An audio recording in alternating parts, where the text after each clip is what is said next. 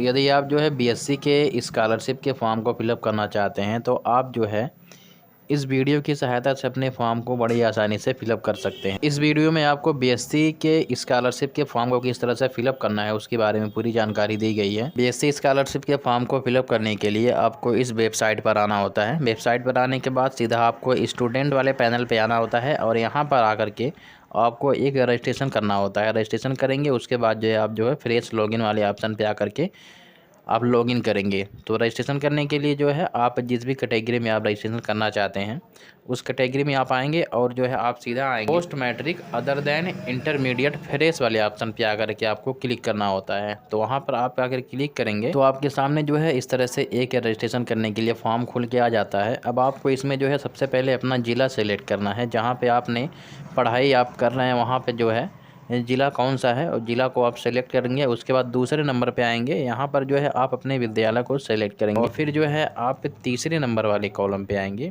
तीसरे नंबर वाले कॉलम पे आने के बाद जो है आपको अपनी जात समूह जो भी है आपको सेलेक्ट करना होता है। उसके बाद जो है आप चौथे नंबर वाले कॉलम पे आएंगे और यहाँ पर आकर के अपना धर्म सेलेक्ट कर लेंगे और इसे सेलेक्ट करने के बाद जो है आप जो है आ जाएंगे पाँचवें नंबर वाले कॉलम पे। यहाँ पर जो है आप अपने आधार कार्ड के हिसाब से अपना नाम डालेंगे, जो भी आपके आधार कार्ड में या जो भी आपके मार्कशीट में है सेम अपना नाम यहाँ पर डाल देंगे। और नाम डालने के बाद जो है आप अपनी मोबाइल नंबर डालेंगे। मोबाइल नंबर आप वही डालेंगे जो आपके आधार कार्ड से लिंक होगा, वही नंबर आप यहाँ पे फिलअप कर देंगे।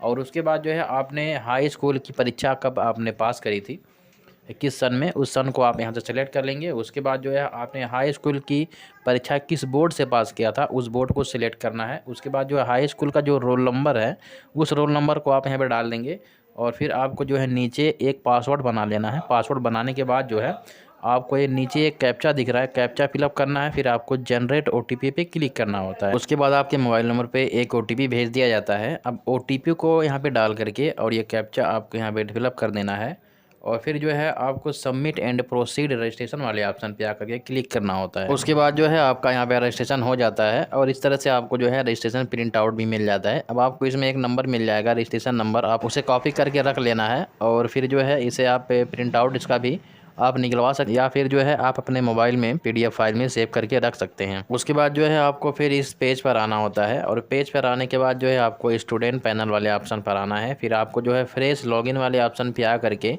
आपको तीसरे नंबर वाले ऑप्शन पर आना है, post matric other than inter student login वाले ऑप्शन पे आकर के आपको क्लिक करना होता है। तो जैसे ही आप वहां पर आकर के क्लिक करते हैं तो आपके सामने जो है लॉगिन होने के लिए इस तरह से एक पेज आता है।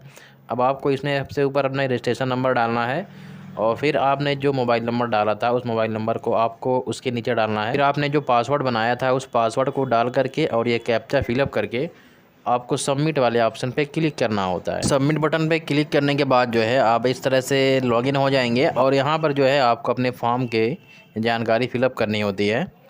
तो सबसे पहले इसमें जो है आप डिजी लॉकर से अपने अकाउंट को सत्यापन करेंगे। तो डिजी लॉकर वाले ऑप्शन पे आकर के क्लिक करेंगे तो आपके सामने जो है इस तरह से एक पेज आएगा। अब आपको जो है click here for DigiLocker verification वाले ऑप्शन पे आकर के क्लिक करना होता है।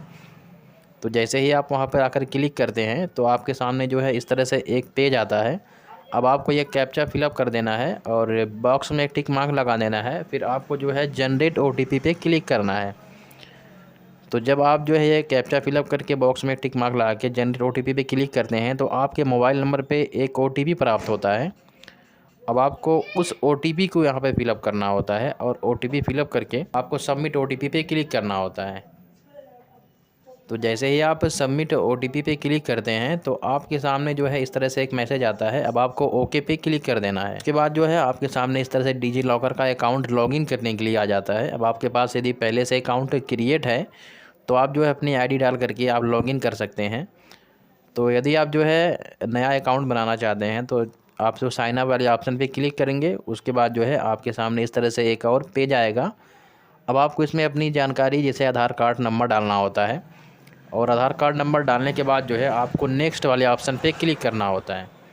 तो जैसे ही आप नेक्स्ट वाले ऑप्शन पे क्लिक करते हैं तो आपके आधार कार्ड में जो मोबाइल नंबर लिंक है उस मोबाइल नंबर पे एक ओटीपी प्राप्त होता है। अब आपको उस OTP को यहाँ पे फिलअप करना होता है। फिर आपको जो है सबमिट वाले ऑप्शन पे क्लिक करना होता है। तो जैसे ही आप अपनी OTP डाल करके सबमिट वाले ऑप्शन पे क्लिक करते हैं तो आपके सामने जो है एक और पेज आता है। अब आपको यहाँ पे अपनी एक पिन को जनरेट करना होता है अपने हिसाब से। जो है आप 6 अंक का यहाँ पे पिन बना लेंगे और पिन बनाने के बाद जो है आपको डन वाले ऑप्शन पे क्लिक कर देना होता है। उसके बाद जो है आपके सामने इस तरह से एक पेज आता है। अब आपको अलाउ वाले ऑप्शन पे क्लिक करना होता है। तो जैसे ही आप अलाउ वाले ऑप्शन पे क्लिक करते हैं तो आपके सामने जो है आपके आधार कार्ड से जो भी डाटा है इस तरह से आपको यहाँ पर दिखाई देता है।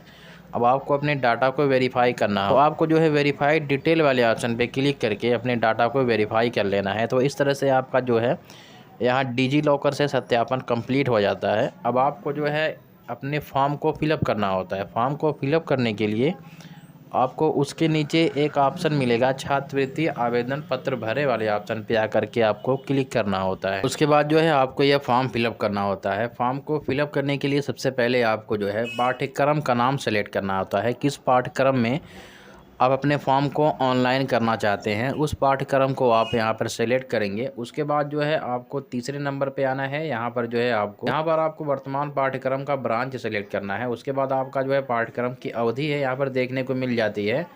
उसके बाद जो है आपको यहाँ पर नो पे क्लिक करना है और नो पे क्लिक करने के बाद जो है आपको दीवा छात्र पे सेलेक्ट कर लेना है। फिर आपको जो है आपने जब एडमिशन करवाया था तो उसकी डेट क्या थी आपको इसमें मेंशन करना होता है। तो आप जो है उसकी डेट यहाँ पर मेंशन कर देंगे। फिर जो है अगले वाले ऑप्शन पर आकर के यदि आप जो अभी फर्स्ट ईयर में ऑनलाइन कर रहे हैं तो आप जो है वही डेट अगले वाले भी आपको फिलअप कर देना है। और यदि आप जो है सेकेंड ईयर या थर्ड ईयर का फिलअप कर रहे हैं तो आप जो है सेकेंड ईयर या थर्ड ईयर में आपने कब एडमिशन करवाया था उस तारीख को आपको जो है सेकेंड वाले बॉक्स में आपको इंटर करना है। उसके बाद जो है आपको बोर्ड एफिलिएटिंग एजेंसी का पंजीयन संख्या आपको डालना होता है। तो आप जो है अपने विद्यालय से पता कर लेंगे। फिर आप जो है यहाँ पर फिलअप कर देंगे। उसके बाद जो है आपको यहाँ पे अपने जो है उस विद्यालय का जो है भी नाम है देखने को मिल जाता है। फिर आपको यहाँ पर जो है नो पे क्लिक करना है और फिर जो है यहाँ पर आपको इंटरमीडिएट सेलेक्ट कर लेना है क्योंकि ये फॉर्म जो है BSc का भरा जा रहा है। तो इंटरमीडिएट आपको यहाँ पर सेलेक्ट करना होता है। फिर आप जो है नीचे आएंगे और नीचे आने के बाद जो है आपको इसमें 2 कॉलम मिलेगा। इंटरमीडिएट और हाई स्कूल के जानकारी आपको फिलअप करनी होती है। तो यहाँ पर जो है सबसे ऊपर आपको हाई स्कूल की जानकारी फिलअप करनी है। जैसे आपने किस सन में पास किया था और किस बोर्ड से आपने अपना हाई स्कूल पास किया था और आपका पूर्णांक कितना था, प्राप्तांक आपको कितना मिला है और परसेंटेज आपको इसमें ऐड करना है। फिर आपको जो है अपने इंटरमीडिएट की जानकारी यहाँ पे ऐड करके आपको ये कैप्चा फिलअप करना है और फिर बॉक्स में टिक मार्क लगा करके आपको जो है सबमिट वाले ऑप्शन पे क्लिक कर देना है। सबमिट करने के बाद जो है आप इस तरह से अगले स्टेप में पहुँच जाएंगे और यहाँ पर जो है आपको अपना आवासीय पता और जो है पत्र व्यवहार का पता फिलअप करना होता है। तो जो भी आपका पता है आप यहाँ पर फिलअप कर देंगे और यदि आपका पता जो है दोनों सेम है तो आप जो है एक बॉक्स मिलेगा आपको बगल में, उसमें आपको क्लिक कर देना है। तो आपका जो है पत्र व्यवहार का पता भी ऑटोमेटिक यहाँ पर ऐड हो जाता है। उसके बाद जो है यदि आपके पास राशन कार्ड संख्या है तो आप जो है तीसरे नंबर पे आपको राशन कार्ड संख्या फिलअप कर देना होता है। और फिर जो है आप नीचे आएंगे और नीचे आने के बाद जो है ये कैप्चा फिलअप करेंगे और कैप्चा फिलअप करके आपको इस बॉक्स में टिक मार्क लगाना है और फिर आपको जो है अपडेट वाले ऑप्शन पे क्लिक कर देना है। उसके बाद जो है आप आ जाएंगे बैंक वाले ऑप्शन पे। यहाँ पर जो है आपको अपनी बैंक की जानकारी फिलअप करनी होती है। जैसे आपका बैंक का नाम क्या है, आपका जो है जनपद क्या है और जो है आपका ब्रांच का नाम क्या है और फिर जो है आपको आना होता है बैंक खाता संख्या आपको डालना होता है। फिर आपको जो खाता संख्या इसमें डालकर कंफर्म करना होता है। फिर आपको जो है अपने पासबुक में जो भी नाम है उस नाम को आपको यहाँ पर डाल करके और ये कैप्चा फिलअप कर देना है और फिर आपको बॉक्स में टिक मार्क लगा करके अपडेट वाले ऑप्शन पे क्लिक कर देना है। तो इस तरह से यहाँ पर जो है आपका बैंक अकाउंट यहाँ पर ऐड हो जाता है और फिर जो है आप अगले स्टेप में पहुँच जाते हैं। तो आपको यहाँ पर जो है अनुमोदित वार्षिक नॉन रिफंडेबल शुल्क को डालना होता है। तो आप जो है अपने विद्यालय से पता कर लेंगे यहाँ पे कितना डालना है। फिर आप जो यहाँ पर फिलअप कर देंगे और ये कैप्चा फिलअप करके बॉक्स में टिक मार्क लगाएंगे और फिर जो है आपको अपडेट वाले ऑप्शन पे क्लिक कर दें। अब आपको यहाँ पर जो है अपने गत वर्ष का परीक्षा फल ऐड करना होता है। तो आपका जो है गत वर्ष का जो भी आपका परीक्षा फल है आप यहाँ पर ऐड कर देंगे। ऐड करने के लिए आपको आना होता है सीधा गत वर्ष की परीक्षा प्रणाली वाले ऑप्शन पर आएंगे और यहाँ पर जो है यदि आप जो है फर्स्ट ईयर का फिलअप कर रहे हैं तो आप जो है वार्षिक परीक्षा प्रणाली आप सेलेक्ट करेंगे और उसके बाद जो है दूसरे नंबर पे आएंगे और यहाँ पर जो है आपको गत वर्ष की अंक प्रणाली को आपको जो है सेलेक्ट करना होता है। तो यहाँ पर जो है आप जो है वार्षिक परीक्षा प्रणाली को आप सेलेक्ट कर लेंगे और उसके बाद जो है गत वर्ष का प्राप्तांक आप डाल देंगे और आपका जो है गत वर्ष का पूर्णांक कितना था उसे आप फिलअप कर देंगे। परसेंटेज आपका ऑटोमेटिक निकल कर आ जाएगा और फिर जो है आपको अपने विद्यालय का नाम आप फिलअप कर देंगे और यह कैप्चा फिलअप करके बॉक्स में टिक मार्क लगाएंगे और उसके बाद जो है अपडेट वाले ऑप्शन पे क्लिक कर देंगे। तो इस तरह से जो है आपका फॉर्म यहाँ पे फिलअप हो जाता है। अब आपको जो है होम पेज पे क्लिक कर देना है। तो जैसे ही आप होम पेज पे क्लिक करते हैं तो आप जो है अपने डैशबोर्ड में आ जाते हैं। फिर आपको जो है आवेदन पत्र को संशोधित करे वाले ऑप्शन पे आकर के यदि आप जो है अपने आवेदन पत्र को संशोधित करना चाहते हैं तो आप जो है यहाँ पे क्लिक करके संशोधित कर सकते हैं। उसके बाद जो है आप अपने आय जात को वेरीफाई करेंगे।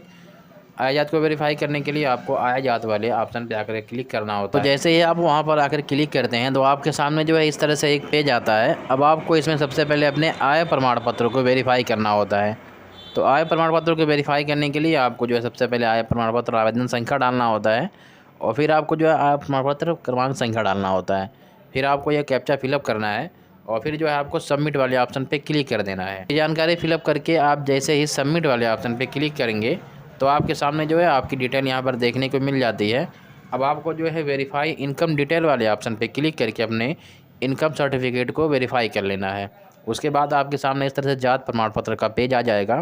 अब आपको उसी तरह से अपने आवेदन संख्या को डालना है और फिर आप जो उसके नीचे जो है क्रमांक संख्या डाल लेंगे और फिर जो है उसके नीचे आप अपनी जात सेलेक्ट कर लेंगे और फिर जो है आपको ये कैप्चा फिलअप कर देना है। कैप्चा फिलअप करने के बाद जो है आपको सबमिट वाले ऑप्शन पे क्लिक कर देना होता है। तो जैसे ही आप सबमिट वाले ऑप्शन पे क्लिक करते हैं तो आपकी जो जात प्रमाण पत्र जो है उसका डिटेल आपको देखने को मिल जाता है। अब आपको अपने डिटेल को वेरीफाई कर लेना होता है। तो वेरीफाई जैसे ही करेंगे तो आपका जो है जात प्रमाण पत्र और आय प्रमाण पत्र दोनों यहाँ पर जो है वेरीफाई हो जाता है। अब आपको जो है अगले स्टेप पे आकर के क्लिक करना है जिसमें आपको अपना आधार कार्ड जो है वेरीफाई करना होता है। तो आप जो है आधार कार्ड वाले ऑप्शन पर आएंगे और अपने आधार कार्ड को वेरीफाई करेंगे। तो वहाँ पर आकर के आप क्लिक करेंगे तो आपके सामने जो है इस तरह से एक पेज आएगा। अब आपको इसमें अपने आधार कार्ड नंबर को डालना है और नीचे फिर अपने आधार कार्ड नंबर को आप डाल देंगे और फिर जो है आप आएंगे नीचे और एक बॉक्स मिलेगा उसमें आपको टिक मार्क लगाना है और कैप्चा फिलअप करके आपको वेरीफाई आधार वाले ऑप्शन पे क्लिक कर देना है। तो इस तरह से आपका जो है आधार कार्ड वेरीफाई हो जाता है। तो जैसा कि आप देख पा रहे हैं यहाँ पे इनका आधार कार्ड जो है वेरीफाई हो चुका है और इनका NPCI का सत्यापन भी हो चुका है। तो इस तरह से इनका सारा स्टेप यहाँ पे कम्प्लीट हो चुका है। अब इन्हें जो है जाँच हेतु आवेदन पत्र को प्रिंट करना है और अपने विद्यालय में जाकर के चेक करवा लेना है। अगर कोई गलती पाई जाती है तो आपको जो है संशोधन वाले ऑप्शन पे क्लिक करके उसे जो है सुधार कर लेना। उसके बाद जो है जांच के उपरांत आवेदन पत्र को सबमिट करने वाले ऑप्शन पे आकर के आपको क्लिक करना है और फिर जो है अपने आवेदन पत्र को यहां से सबमिट कर देना है। आवेदन पत्र को सबमिट करने के 24 घंटे के बाद जो है आपको आना है इसी पेज पर। उसके बाद जो है सबसे नीचे आपको एक ऑप्शन मिल जाएगा आवेदन पत्र को प्रिंट करने के लिए। तो आप जो है वहाँ से अपने आवेदन पत्र को प्रिंट कर लेंगे और प्रिंट करके जो है अपने डॉक्यूमेंट के साथ अपने विद्यालय में जा कर के जमा कर देंगे।